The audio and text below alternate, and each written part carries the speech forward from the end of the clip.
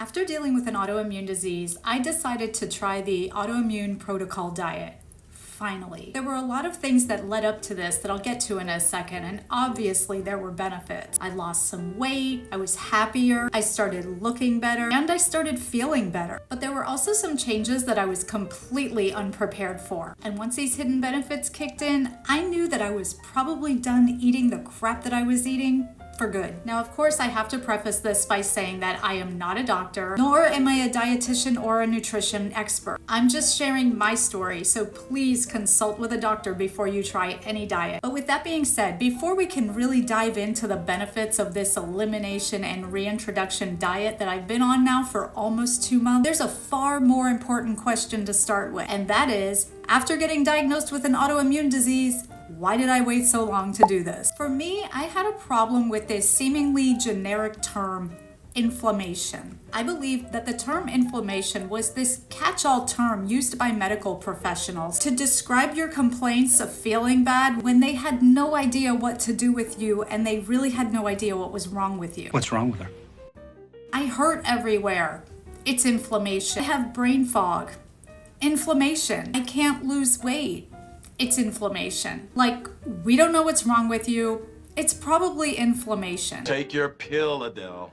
But even more than that, it seemed like the latest trend that diet gurus were using to get you to buy their products and their programs. It seemed to be the cause of everything, with everybody blaming their health problems on it, and with even more people trying to help you cure it. What are the primary mistakes we make that lead to inflammation? I truly believe that it was a current trend that people would slowly stop talking about. Just like the fat-free craze of the 80s and 90s, where manufacturers replaced fat with sugar and chemical concoctions that actually required warning labels. And there's the low-carb craze, and now, of course, the gluten-free craze. Because inflammation. Having lived through all this craziness, no wonder I was skeptical. I mean, why in 2024 are we still trying to process foods our way into health? It's insanity. And I didn't know what to believe. I literally wanted nothing to do with the word. But then I started to realize, wait a second. Maybe there's something to this. I've recently noticed a growing trend amongst celebrities and even content creators who are becoming more and more vocal about dealing with their autoimmune diseases and how they're managing them with lifestyle changes, like changes in their diet to help reduce inflammation. The second thing that happened is that a lot of new research on the dietary link between inflammation and autoimmune disease has been coming out. This research showed a greater connection between the gut microbiome and immunity, and that the Western dietary pattern, also known as the standard American diet, creates this inflammatory environment for the development of autoimmune disease. Non-Western diets are almost always associated with lower autoimmune and inflammatory markers than in Western diets. When I was younger, I witnessed the fat-free, sugar substitute, processed food revolution. My mom would swear by Tab to keep her slim. Chemical additives have become so integrated into the American diet that our definition of real food is completely skewed. Even as kids, advertisers had us convinced we had to start our day with the most brightly colored processed cereal. I lived on so much Diet Coke in the 90s that I didn't even remember sometimes if I had drank any water. More recently, I chugged coffee like a college kid chugs beer at a frat party. Morning, noon, and evening. Then at night, despite my many cups of black Cafe Bustelo during the day, I would have no trouble falling asleep. I felt tired all the time. This is not normal. So now we have better data and we have better studies, and sadly the news is bad. Processed food is horrible for you. It offers low dietary fiber and micronutrients, low quality fats, refined carbohydrates, salt, and unhealthy additives like artificial sweeteners. They leave you feeling miserable. Our evolution has not kept up with this food technology. So this diet, the standard American diet, is causing a host of health issues in our culture. But it's such a slow and gradual slope that you don't even notice how bad you're feeling. But it's worse than that. Consistent consumption of processed foods can lead to chronic systemic inflammation. This is an abnormal inflammatory response, and it's been shown to be associated closely with many diseases, but especially autoimmune disease. Processed food can give multiple hits. The ingredients in processed foods can cause cardiovascular disease, diabetes, and certain cancers, high blood pressure, stroke, and early death. But despite all of this knowledge, these ingredients are in our foods legally. And And the more you eat them, the more you want to eat them because of the dopamine hit that they give. No one can eat just one. So you eat foods that are actually making you feel bad, and the only way to feel better is to eat them again, craving that hit to elevate your mood. But the final and perhaps the most important thing that led me to do this diet was that I was feeling bad.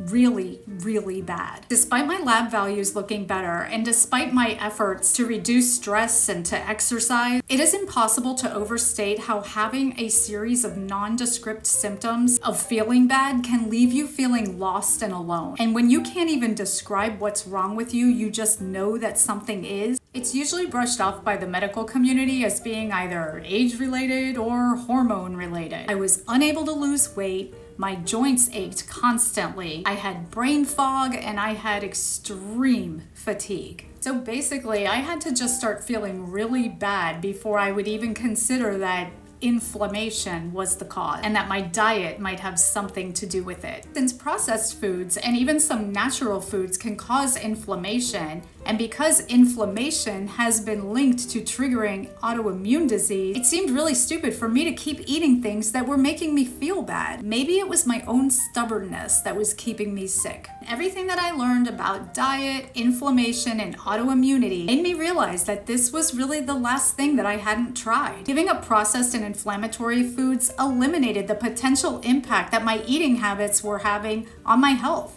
Once and for all. First of all, you're no longer putting toxic chemicals into your body. I don't eat junk food. So you can get healthy without wondering if it was your diet that was contributing to your illness. Second of all, I was making other positive changes in my life. I was exercising, I was doing things to decrease stress. So you have behaviors on the one hand that are helping impact you in a positive way. Suddenly, eating foods that might counteract all your healthy efforts have costs and downsides to them. Finally, everything reached a head when I started looking at myself in pictures and I noticed that my face seemed very round and very swollen. I literally looked this up and apparently there's a name for it and it's called moon face.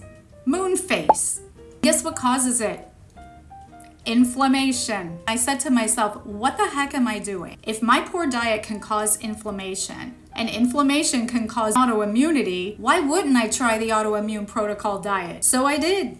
Initially, I was going to do about 30 days. The 30 days has been so amazing that I'm going to try to go 90 days before I start reintroducing foods. Giving up all of your favorite foods takes real grit, and I'm not going to lie, this was hard. This is hard. It was very hard at first, but I can't believe I've gotten this far. It's pretty crazy.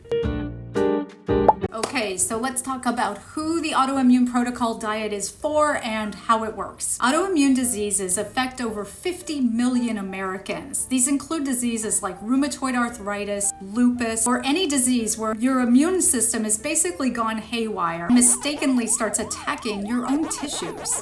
They can cause a host of symptoms that are just not easily explained.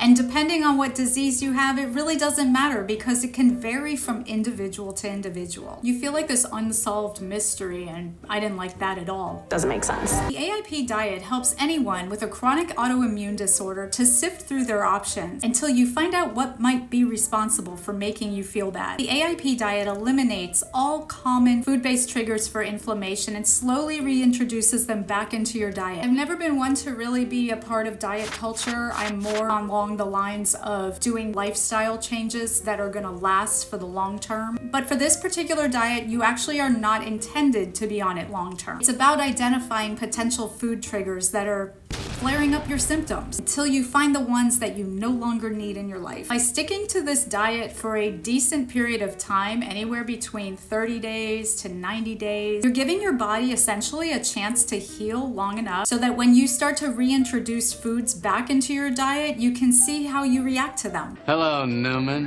What was your name again? So of course it eliminates all processed foods, but also some vegetables. It eliminates dairy and alcohol and coffee.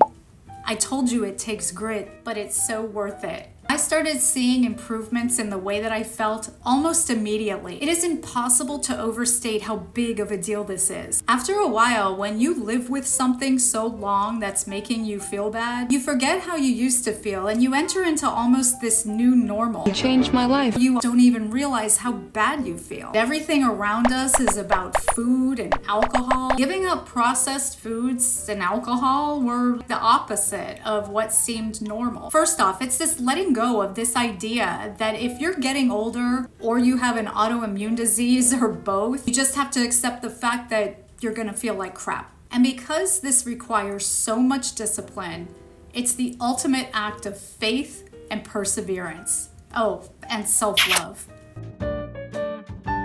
First, there were the obvious benefits. I lost weight, my joints stopped hurting as much, and I lost the moon phase. But there were some unexpected benefits as well that took me a little by surprise. Number one was less food noise. I actually began to notice this right away after I started settling into making meals, that weren't very complicated, and I kind of knew how I was gonna go about my day and what I was gonna eat. Because I admittedly thought more about food in the beginning. But as time went on, the constant internal chatter about food began to quiet itself. In fact, I didn't even realize how much of a constant stream of food-related thoughts that I had until I started this journey. I'm not thinking about food constantly. Now, the second thing that I realized is that I am more in tune with satiety signals. Back when I wasn't really paying attention to what I ate, when I was eating processed foods and drinking a lot of coffee, I would not only think about food all the time, but I could never really tell if I was hungry or full. So hungry. So full. The weirdest part about the AIP diet is that now, probably for the first time in my life, I am totally in tune with my natural hunger signals. I eat when I'm hungry, and when I'm not, I don't. The third thing is that I've developed a new relationship with food in that I'm seeing it more as medicine. Like most women, I've always had an odd relationship with food. We are bombarded with food in our culture, food that is inherently designed to be addicted. And yet, we're expected to stay a certain weight and look a certain way, aren't we? That internal battle of what should I eat, how much should I eat, when should I eat, that's exhausting. The AIP diet has helped me see food for what it actually is in terms of nutrients and nourishment, as opposed to just eating things for all the wrong reasons. From eating because it simply tastes good, or because I'm craving it, or it has this amazing texture that was probably made in a lab. It's made in a lab. Or it's just a habit. The epiphany I had is that food can actually be an amazing source of healing and wellness. And I'd never dreamed that this was possible. But since eating this way, it's like the most obvious thing in the world. Obviously. Some foods are actually known to just sap the vitality and energy right out of you. And you won't know until you eliminate them. Because in the end, it might be making you feel worse. And it might be keeping you sick. Okay, so another benefit that I noticed that I didn't expect on the AIP diet is changes in the way things taste. For years, I slugged black Cafe Bustelo like nobody's business. I thought I loved the taste and that I couldn't function without it. Turns out, I was more tired when I was drinking coffee all day. Honestly, a recent sip of that same coffee made me gag. I thought I truly enjoyed the glass or the glasses of wine that I would routinely have on the weekends. Turns out, I get joy and satisfaction drinking a sparkling water in a wine glass. Finally, I have better mental focus and clarity. I'm thinking clearer, I'm making better decisions, and I'm sticking to them. I'm not ruminating over decisions that I've made. I just act when I have to act, and don't when I don't have to. None of these things happened overnight, and I still have a long way to go. This was really about me finding my way to feeling better. Soon I'm going to be entering the reintroduction phase, and I have to say that I'm nervous, but I'm a little bit excited at the same time.